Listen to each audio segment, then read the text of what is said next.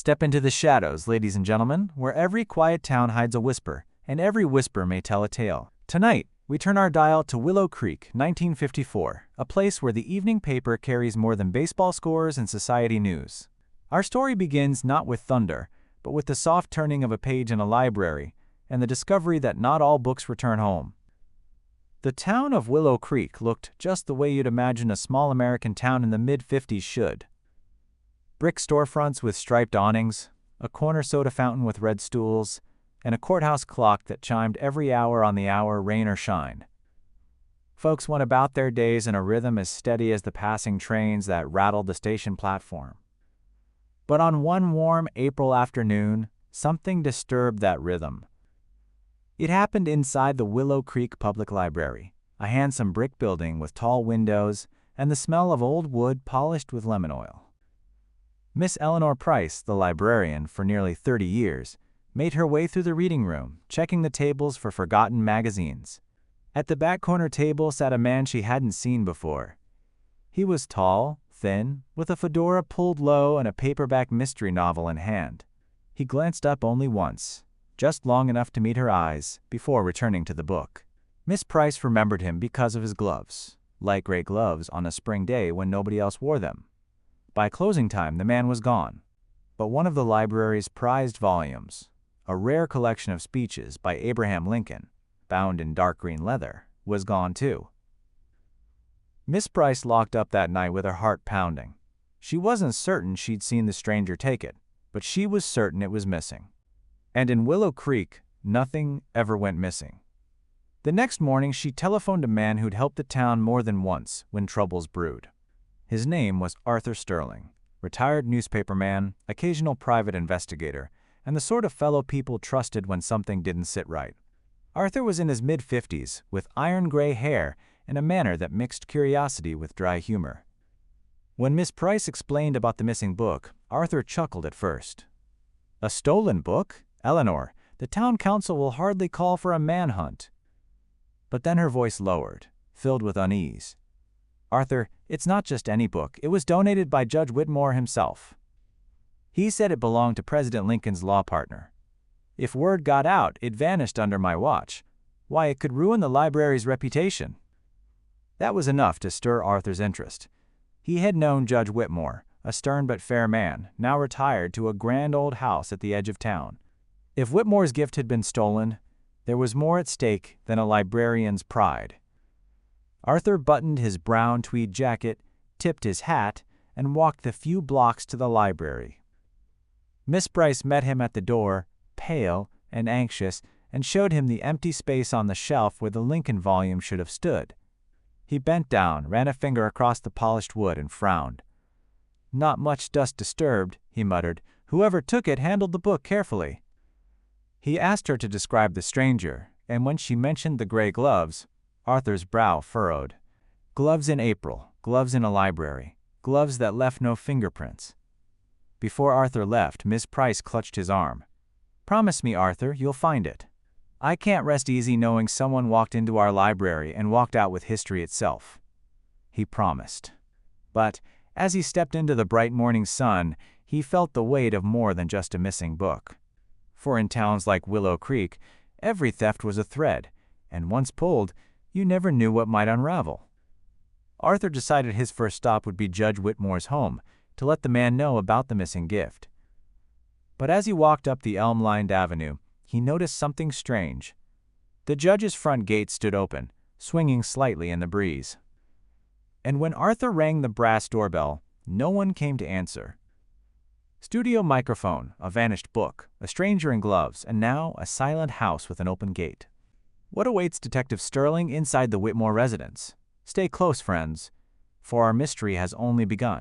When last we left Arthur Sterling, our gentleman detective, he stood before Judge Whitmore's home, its gate ajar, its door unanswered. A missing book had led him there, but what lay inside the Whitmore residence promised a chapter of its own. Arthur Sterling waited a moment longer on the judge's porch before trying the handle. To his surprise, the door swung open. Inside, the grand old house smelled faintly of pipe smoke, lemon polish, and something else. Something metallic, sharp, like coins rubbed together. "Judge Whitmore?" Arthur called, His voice echoed down the hall. He stepped inside, cautious, eyes adjusting to the dim light. The parlor stood just as he remembered from past visits. Velvet chairs, an upright piano, framed photographs of long-ago courtroom victories. But on the oak desk by the window lay a newspaper folded neatly, untouched since yesterday. Arthur heard a faint creak overhead. He moved to the staircase, each step groaning under his weight. At the landing, he found the judge's study door ajar. He pushed it open and stopped. Judge Whitmore sat in his armchair, chin resting heavily on his chest. At first, Arthur thought the man had dozed off. But then he saw the overturned teacup on the rug, the dark stains spreading through the fibers. The judge's eyes were closed, his complexion ashen. Arthur felt for a pulse but found none. The judge was dead. Arthur stood very still. He had covered sudden deaths in his newspaper days, and one thing experience had taught him: move too quickly, and you risked missing the silent testimony of the room. His eyes traveled to the bookshelf. A gap yawned between volumes of law, the missing Lincoln speeches. So the theft and the death were connected. Arthur phoned the police station from the hallway, his voice steady but grave. "Sheriff, it's Arthur Sterling. You'd best come to Judge Whitmore's house. And bring the coroner." Within 20 minutes, Sheriff Hank Dugan arrived, hat tilted back, chewing his usual peppermint stick. He was a friend of Arthur's, more comfortable with hunting rifles than mysteries, but sharp enough when needed. He looked at the body, then at Arthur. Natural causes? Arthur shook his head. "Not with that spill on the rug. I'd wager something was in the tea." The sheriff rubbed his jaw. "Poison, then. And you think it ties to the missing book?" Arthur didn't answer directly. He knelt, studying the carpet. A faint footprint marred the rug near the desk. A narrow, pointed shoe, smaller than the judge's broad-sized tens. A woman's shoe, perhaps. The sheriff whistled softly. "Well, Arthur, looks like you've got yourself another one of your puzzles. Who'd want to kill the judge? And why over some old book?" Arthur thought of the gloved stranger in the library, thought of Miss Price's trembling hands, thought of Judge Whitmore's reputation as a man who knew secrets, too many secrets, about Willow Creek's leading citizens. He straightened slowly. "That's what we're about to find out." As the sheriff made arrangements to move the body, Arthur wandered once more through the study. His eyes landed on the wastebasket. Inside, torn scraps of paper lay crumpled, but one fragment showed part of a handwritten note.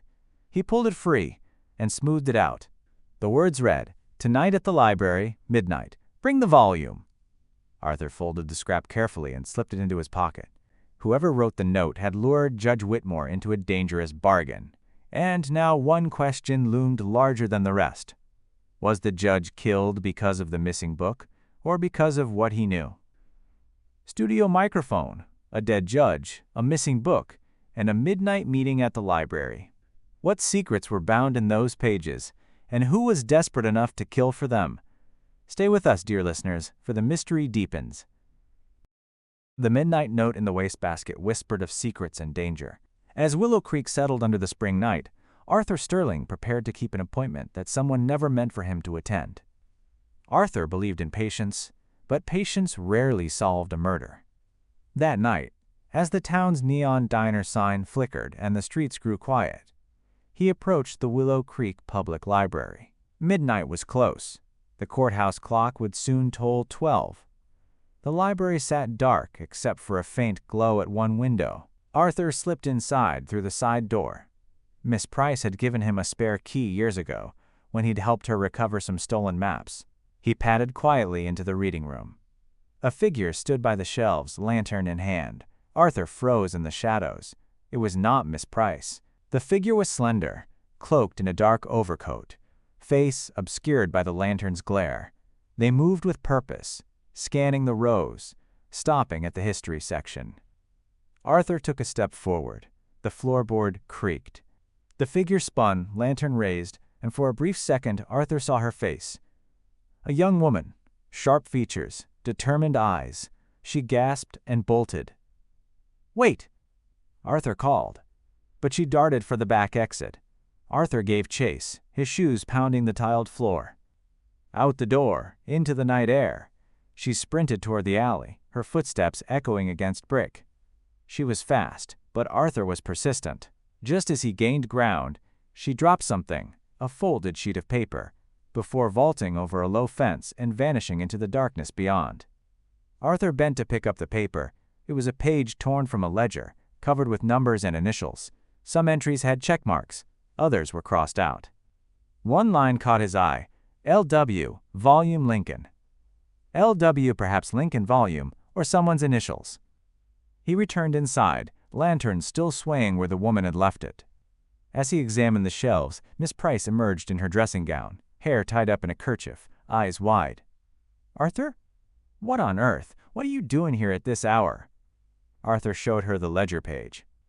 "I think your library has become the meeting place for something more than readers of mystery novels." Miss Price pressed a hand to her throat. "You don't mean—" "I do. Someone arranged a midnight exchange here. The judge was part of it. Now he's dead, and others are still searching for that book." Miss Price sat heavily in one of the armchairs. "But why, Arthur? What could possibly be in those speeches worth stealing or killing for?" Arthur didn't answer. He was staring at the ledger again. He recognized one of the other sets of initials, C.D. That matched a name from his old reporter's notebooks, Charles Dunning, a banker whose dealings had once skirted scandal. The pieces began to shift into place. The Lincoln speeches weren't just a collectible. Perhaps they concealed something else, something written in the margins or tucked inside, something Judge Whitmore had guarded and someone else had coveted. Arthur looked up at Miss Price, who was trembling now in the lantern light.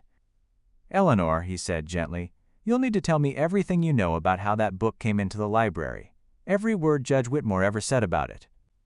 Her lips parted to reply, but at that very moment, glass shattered at the front entrance. Both of them turned in shock as a brick rolled across the library floor, and tied to it with twine was a folded note. Arthur stooped to pick it up, heart beating faster. The note said only 5 words: "Stop looking, or you're next." Studio microphone, a chase in the night, a page from a ledger, and a warning thrown through the library window. Who wants Arthur Sterling silenced? And what truth lies hidden in the vanished volume? Tune in tomorrow, friends, as the case grows darker still. A brick through the library window carried a message: "Stop looking, or you're next." But threats rarely dissuade a newspaperman turned sleuth. For Arthur Sterling, it only sharpened the question: what was so dangerous about a missing book? Arthur folded the warning note carefully and tucked it into his breast pocket. Miss Price sat frozen in the lantern glow, her hands clasped tightly as if in prayer. "They mean business, Arthur," she whispered. "Yes," he replied quietly, "and that means we're getting close." He urged her to go home and lock her doors. Reluctantly, she agreed, leaving him alone in the darkened library. He studied the brick again, common, unmarked, but wrapped in twine that still smelled faintly of kerosene. Whoever delivered it wanted not just to frighten, but to threaten fire. Arthur decided it was time to visit an old friend. He crossed town to the Willow Creek Gazette, where his former colleague Frank Mallory still worked late nights. The Gazette's office smelled of ink and newsprint, with the presses rumbling faintly below. Frank, sleeves rolled, was hunched over a typesetter when Arthur entered. "Well, if it isn't Sterling himself, what brings you back to the land of deadlines?" Arthur slid the ledger page across the desk. "Ever seen numbers like these?" Frank adjusted his spectacles. "Looks like a code, maybe loans, maybe bribes. Where'd you get it?" Arthur hesitated. "Let's just say it fell into my hands while chasing a missing library book." Frank raised an eyebrow but didn't press. "These initials, CD, LWHB. They're all names, Arthur. Big names. Dunning. Yes. LW could be Leonard Wilcox, the hardware man.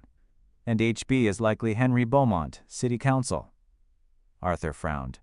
"And the amounts?" Frank tapped the page.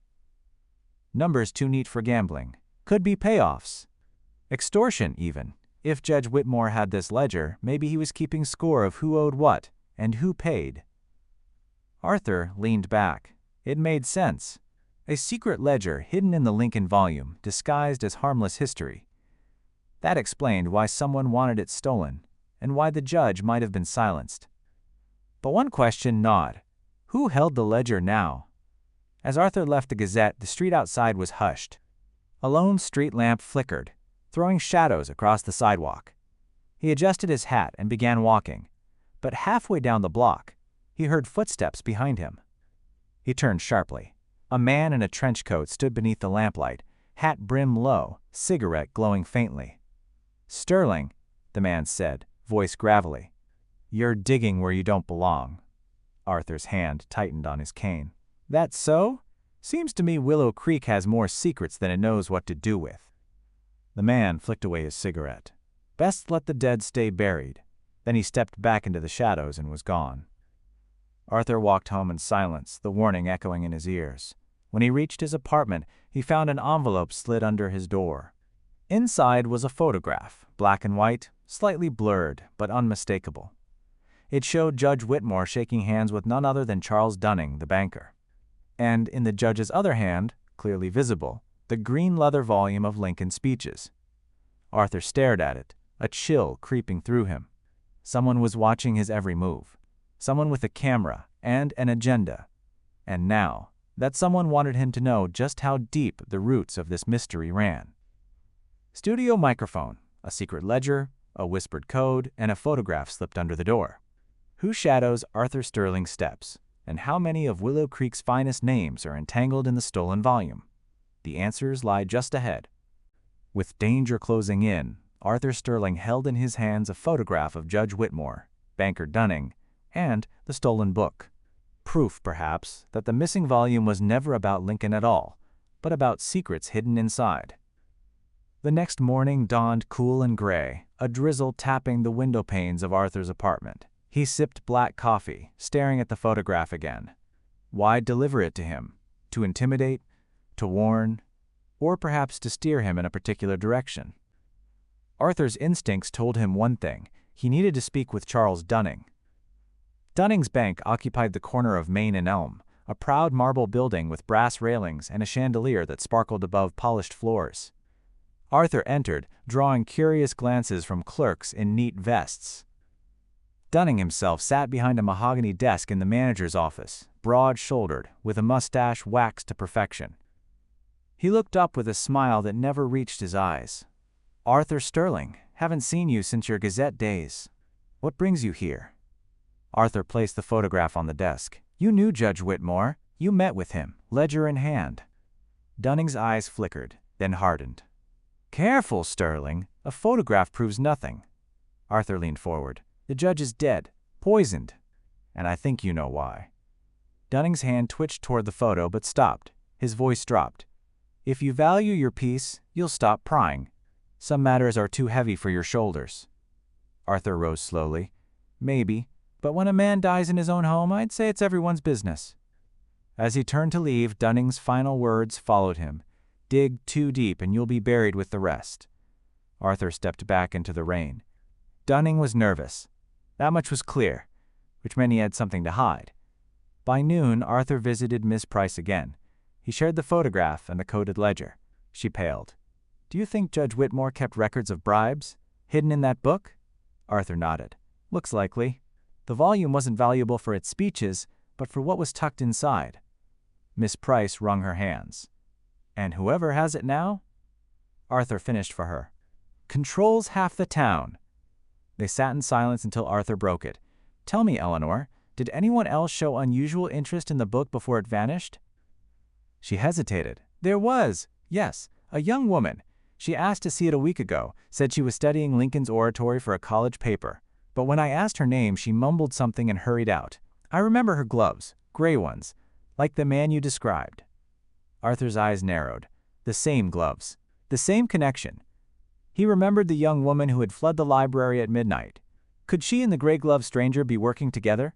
Or perhaps be the same thief in disguise? Before Arthur could ask more, the telephone rang on Miss Price's desk. She answered, listened briefly, then handed the receiver to him with trembling hands. "It's for you," she whispered. Arthur took the phone. A voice, disguised, rasped across the line. "Tonight, 10 o'clock, meet at the train depot. Come alone if you want the truth." The line went dead. Arthur placed the receiver gently back in its cradle. His mind raced. The depot at 10.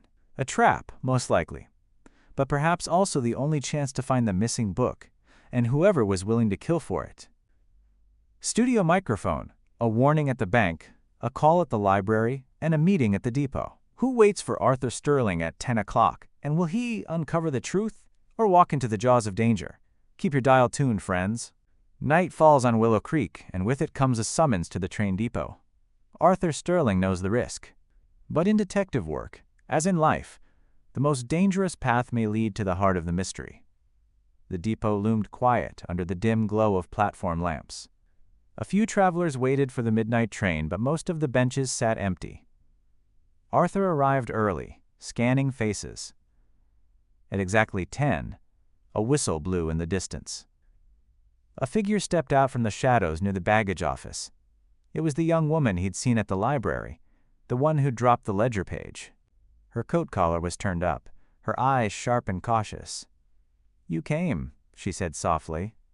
Arthur tipped his hat. "I don't often ignore engraved invitations, especially when delivered by telephone." She glanced around nervously. "We don't have much time. My name is Lillian Ward." Arthur's mind clicked LW from the ledger. She went on. Judge Whitmore was keeping records. Records of payments, bribes, blackmail. He made powerful enemies. That book was his hiding place. I tried to take it before others could, but someone got there first. Arthur studied her. "And you? Where do you fit in?" "I was Whitmore's secretary years ago. I typed some of those notes myself. I know what's in them. And I know Dunning will stop at nothing to erase his name from the list." A train roared past, its thunder masking her words. Arthur leaned closer. "Then tell me this. Did you kill the judge?" Her eyes widened with genuine shock. "No. I respected him, even when I disagreed with his methods. I came to protect the ledger, not to poison him." Arthur believed her. For now. But before he could ask more, a shot cracked through the night. The bullet splintered wood on the baggage office wall, inches from their heads. "Down!" Arthur barked. He pulled her behind a stack of crates as another shot rang out. Passengers screamed and ducked. The shooter's silhouette darted across the far end of the platform, then vanished into the dark. When the echoes faded, Arthur rose cautiously. The gunman was gone. Only the smell of cordite lingered in the damp air. Lillian clutched his sleeve. "You see? They'll kill anyone who gets close." Arthur nodded grimly. "Which means we're on the right trail." He escorted her to a safe house, an upstairs room above O'Malley's Tavern, whose owner owed him a favor. There she could rest while he pursued the next lead. Back at his apartment, Arthur spread the ledger page, the photograph, and his notes across the table. A pattern was forming. Names, payments, threats. Judge Whitmore had been blackmailing men of influence. The missing volume contained the full ledger, a weapon worth killing for. And now 2 people wanted it. Charles Dunning to bury his guilt, and Lillian Ward to expose the truth. Arthur rubbed his temples. He needed to locate that book before anyone else died. As he pondered, a soft knock came at his door. He opened it to find Sheriff Dugan, face grave. "Arthur, you'd better come quick," the sheriff said. "They just found Henry Beaumont, the councilman, dead in his car outside town. And you'll never guess what was tucked under his seat." Arthur's stomach tightened. "What?" The sheriff held up a green, leather-bound book. "Studio microphone at last, the missing Lincoln volume, but found beside a second corpse. Is the mystery solved, or has Arthur Sterling stepped into a deeper trap? Don't turn that dial. The missing book has surfaced, beside the body of Councilman Henry Beaumont. Yet for Arthur Sterling, answers rarely come so neatly wrapped. For inside the green leather volume lies the real story, and perhaps the deadliest secret of all." At the sheriff's office, Arthur examined the book under the desk lamp. The green leather was scuffed, the gilt lettering faded. He opened it carefully. Between speeches on liberty and union lay folded sheets of paper, handwritten in Judge Whitmore's neat script. The ledger. Page after page listed names, sums, and dates. Bribes paid, favors traded, secrets exchanged. Dunning, Beaumont, Wilcox. Half the town's leaders stared back at Arthur from the ink. "This is dynamite," Sheriff Duggan muttered. "If word of this ledger gets out, Willow Creek will tear itself apart." Arthur nodded. "And that's why someone's been desperate to control it." With this in hand, you could ruin reputations, sway elections, control the council. The sheriff frowned. But why leave it under Beaumont's seat? Doesn't make sense. Arthur thought aloud. Unless Beaumont was the next to be silenced, someone planted the book to tie him to Whitmore's death, or to draw suspicion away from themselves. The sheriff rubbed his jaw. So who do we trust with this? Not the council, not the bank, maybe the state authorities? Arthur considered. He trusted only his own instincts. Let me study it tonight. In the morning, we'll decide. Back home, Arthur read through the ledger carefully. He noticed something odd. Most entries were precise, but one line stood out. L.W., Volume Lincoln, paid in full. Lillian Ward again. But paid for what? Protection? Silence? Or perhaps her role was deeper than she admitted. At dawn, Arthur returned to O'Malley's to check on her. She was awake, pale, but composed. You found it, didn't you? She asked. Arthur didn't answer at first. Lillian, there's an entry with your initials. What were you paying Whitmore for? Her eyes glistened. Not paying. Returning. I gave him the ledger years ago. I kept copies, notes. When I realized he was using it for blackmail, I confronted him. He swore he'd use it only to protect the town from corruption. But when I saw what he became, she shook her head. I tried to take it back. Too late. Arthur studied her face. She seemed sincere, yet the ledger proved she was entangled deeply. Before he could press further, a boy burst into the tavern room with a telegram. For Mr. Sterling! Arthur took it, unfolded the slip. The message read, If you value the girl's life, bring the volume to the old mill tonight. Midnight. Alone. Arthur glanced up sharply. Lillian gasped. They mean me? Arthur frowned. Or they mean to make me think so. Either way, the trap is set. He folded the telegram. His course was clear. Tonight, he would go to the old mill, with or without the book. Studio microphone. The ledger is found, the net tightens, and the trap is laid at the old mill. Can Arthur Sterling outwit his unseen foe? Or will midnight mark his final deadline? Keep listening, friends. Midnight at the old mill, where secrets grind as heavily as the wheels that once turned within. Arthur Sterling goes alone, but with him walks the weight of truth and the shadow of betrayal. The abandoned mill stood at the edge of Willow Creek, its windows boarded, its great wheel long stilled. The moon cast silver light across broken stones as Arthur approached, the green volume tucked under his arm. Inside, the air smelled of dust and rust. Shadows stretched like claws across the floor. Arthur struck a match, lit a lantern, and called out, I'm here. Show yourself. A voice answered from the rafters. Set the book on the table. Arthur's eyes searched the gloom. Not until I see who I'm dealing with. From the shadows stepped Charles Dunning, banker's pride dimmed by the revolver in his hand. I warned you, Sterling, Dunning growled. That ledger was mine to bury. Whitmore grew greedy. He thought he could rule us all. I corrected his mistake. Arthur's voice was steady. You poisoned him. Dunning sneered. He left me no choice. Beaumont, too. He was wavering. I planted the book to make him the scapegoat. Arthur felt anger rise. And what of Lillian Ward? Another scapegoat?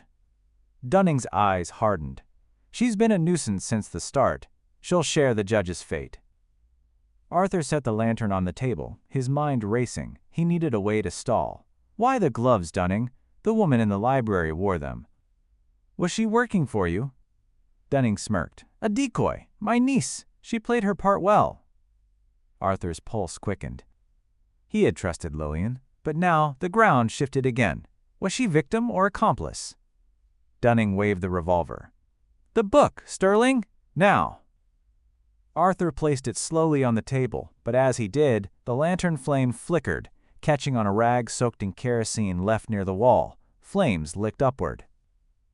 Dunning cursed, momentarily distracted. Arthur seized the moment, swinging his cane with practiced force.